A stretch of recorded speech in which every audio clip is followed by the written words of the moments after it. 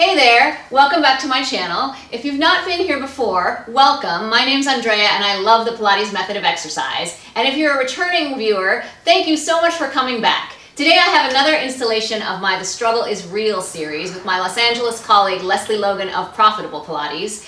And today we're going to look at a real struggle. I was a little bit afraid to even agree that we're going to do this one. And this is Swan Dive.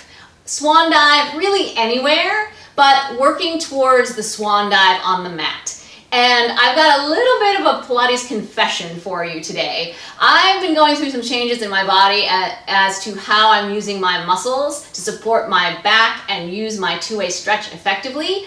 And so I've noticed a funny little thing that happens.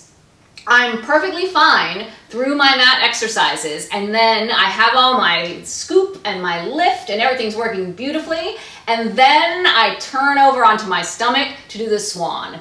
And it's like nothing can work because it's sucked into the mat with gravity. And I've just started figuring out how to do everything that I do sitting up and lying on my back when I turn onto my stomach. So I've kind of taken Swan Dive out of my mat work for the moment because I've been trying to just do the simple swan and feel like everything is working to support my back properly. So I have a nice way to work on it toward Swan Dive on the mat, which is really helpful and also helps promote using the low powerhouse to support and to foster length in the exercise. And so what we're going to do today is we're going to do the Swan Dive balanced up on top of the spine corrector. Because maybe you're like me, and when you do the swan on the mat and you come up 3 times in your regular plain swan, and then when you're up in that position in the exercise and then you take your arms away and you start to dive, if you're like me, the energy of that diving is kind of like you hurl yourself on the mat and hope for the best.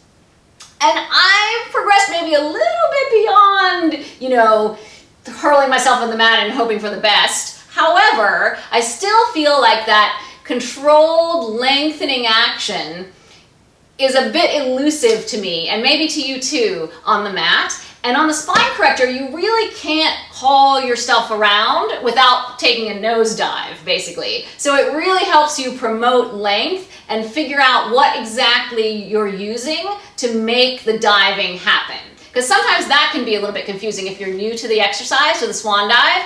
You might just be going for it and rocking and kind of petering out eventually.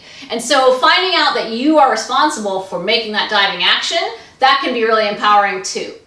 And so a bit of what I notice about looking at the choreography of the exercise, there's a wonderful quote by Joe Pilates, and if you've been to my channel before, you may have heard me say this before, but I feel like Joe's quote, which is, I might be paraphrasing a little bit, if your spine is inflexibly stiff at 30, you're old. If your spine is completely flexible at 60, you're young. And that flexibility, strength, and suppleness of the spine, I feel like that is Joe Pilates' main tenet in his method, in his exercises. And so I challenge you to find that opening and lengthening and strengthening of the back with the choreography of the swan dive. And that is a big challenge. So that you're still looking to find length in the trunk of the body, but sometimes the choreography you're given to find that length is not so helpful and often challenging. So now I've talked way too much. Let's start moving. And just so we all know what we're talking about, I think we all do already, but let's just look at it. So on the mat, after you do your swan, where you come up and down, there's a diving action. And I'm going to do it on the spine corrector. So you can place your waistline on the spine corrector, and don't feel like you have to have the one ultimate point that is the perfect point of balance for yourself, or else you have to reposition.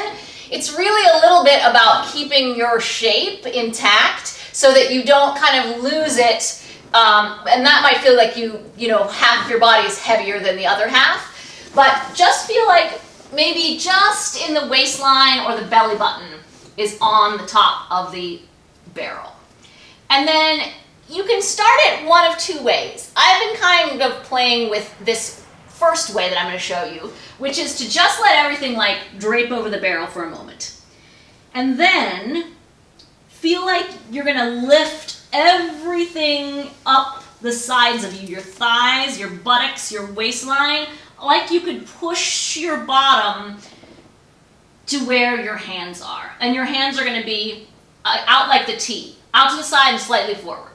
And then use all that lift from your buttocks and your waistline to make the shape of your swan. So that's going to be lifting you in one direction. And now from the upper back down to the heels is going to do the lower part. And then you're going to lift your bottom and you're going to reach the upper back to the heels.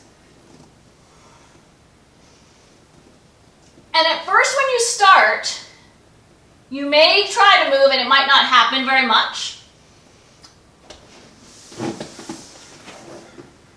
And as you can see, my dive is not very huge, but at first when you start out, you might just be making a little micro swan dive.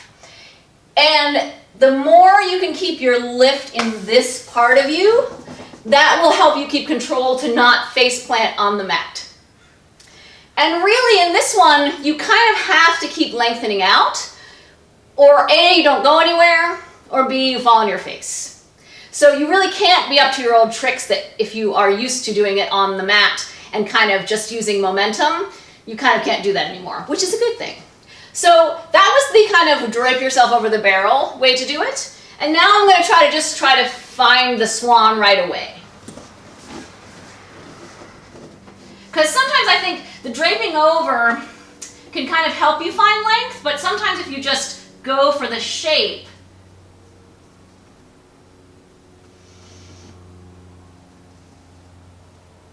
yeah, I think I need the drapey over help. I'm going to go a little bit forward.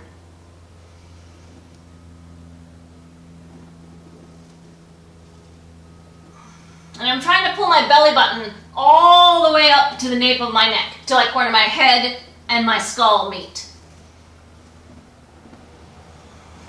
And then I'm going to sit back and round my back. So give that a try.